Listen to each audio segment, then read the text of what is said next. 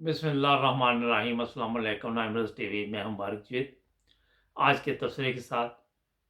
नाज़रीन, आज पाकिस्तान के एक साबका वज़ीर आज़म नवाज शरीफ साहब तकरीर कर रहे थे सोशल मीडिया पे।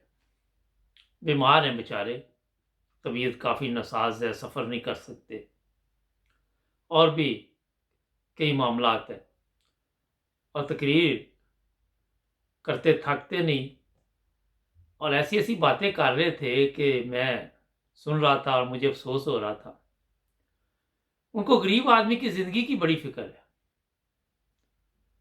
और वो फरमा रहे थे कि महंगाई बहुत है, बिजली का बिल, पानी का बिल, किराया, मेडिकल और भी बेशुमार चीज़ें।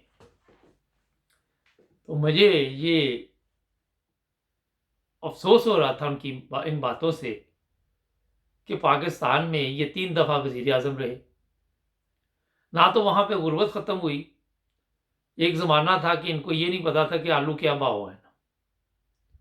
आज ये यहाँ पे बैठ के लोगों को ये बता रहे हैं कि जनाब इमरान खान साहब ने बड़ी महंगाई कर दी है और जो लोग इमरान खान साहब को लेके आए हैं उन्होंने जनाब इनको वापस लेके जाए और भी काफ़ी उन्होंने बातें की। अब मैंने सोचा कि वो आपने भी सुनी होंगी। मैं सिर्फ ये बताना चाहता आपको कि जनाब ये नवाज शरीफ साहब जो बातें आज कर रहे, जब ये इक़्तिदार में थे तो इनको इन बातों का इल्म ही नहीं था। ये ज़्यादातर वक़्त अपना जो है मुल्क से बाहर गुज़ारते थे। इनको पता ही नहीं था कि पाकिस्तानी अवाम किस हाल में है और ना ही इन्होंने कभी ये सोचा था, सिवाय अपनी फैमिली के इन्होंने कभी इन चीज़ों पे गौर ही नहीं किया।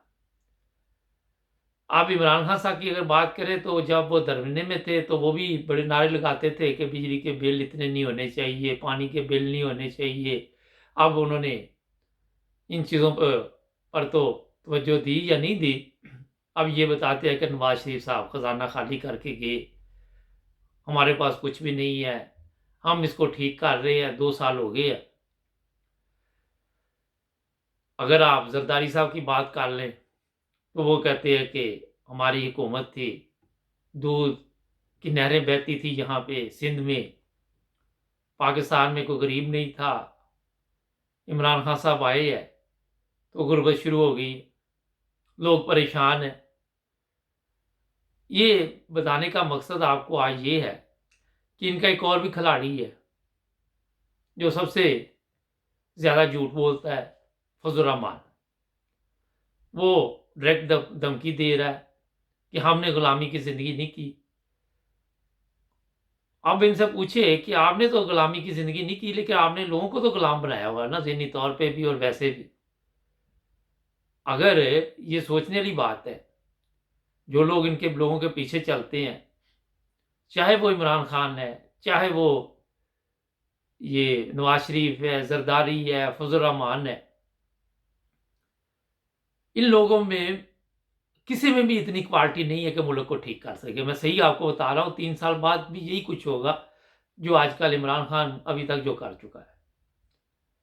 अगर इमरान खान साहब एक चीज़ सिर्फ ठीक कर देते 2 साल की मेहनत के साथ किसी तरह भी, कि वहाँ के जो अदालती सिस्टम है उसको ठीक करते और जिन लोगों ने लूट मार की थी उनको सजाएं मिलती, तो आज पाकिस्तान का नक्शा यानी कि रहने का, जो लोग रह रहे हैं, ज़िंदगी जो गुजार रहे हैं, उनका नक्शा मैं कहना चाह रहा हूँ कि चेंज हो जाता।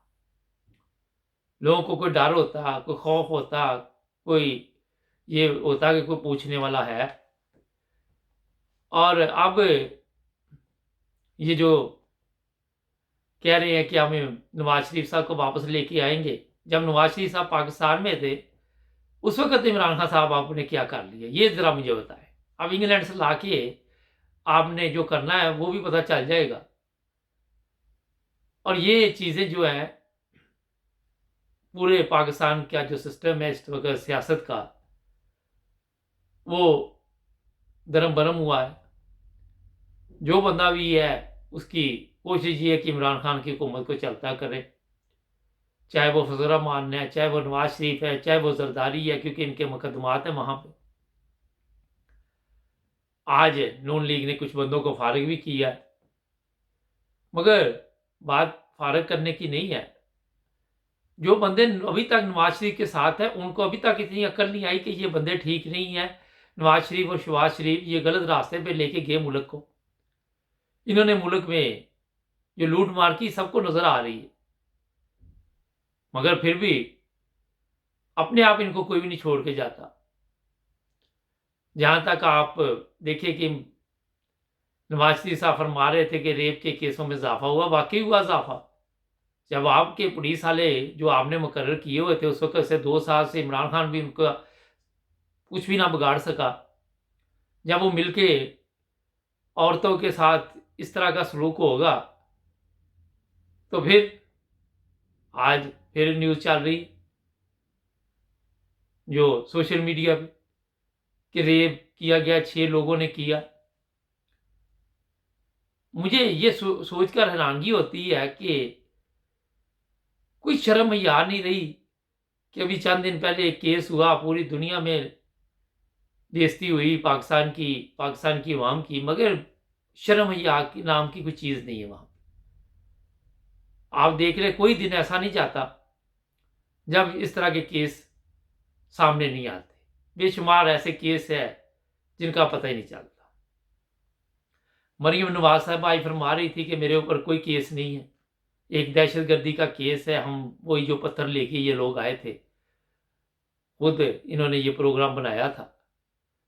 तो जनाब असल प्रॉब्लम ही वही है जो मैं आपको कह रहा हूं कि कवानीन पे अमल नहीं होता, और जो भी ताकतवर है वो अपनी मर्जी की मर्जी से जिंदा रहता है जिस तरह उसका दिल चाहे। अब नवाज शरीफ साहब यहाँ आके यूके में तकरीर कर रहे थे, तो ये पाकिस्तान में बैठ के करनी चाहिए थी इनको। सोचने वाली बात है ना, वहां जाएं, वहां जाके अवाम के सामने जरा तकरीर करें ना। बड़े बहादुर हैं आप, फौज के खिलाफ भी आप बोल रहे हैं और ऐसे ऐसे बयान आपके सामने आ रहे हैं कि मुझे ये समझ नहीं आई कि अभी तक गद्दारी का केस क्यों नहीं इनके ऊपर दर्ज हुआ। फजल रहमान साहब हैं, उन पे क्यों नहीं हुआ।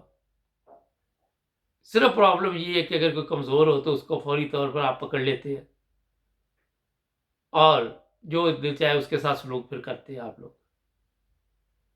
दुख और तकलीफ की बात है ये। नाजरीन, कल फिर नए तबसरे के साथ हाजिर होंगे। इजाज़त दीजिए मुबारक जवेद को। हाँ, सब्सक्राइब ज़रूर कर लीजिएगा चैनल को और जुड़िए नाइम रोज़ टीवी के साथ। अल्लाह हाफ़िज़।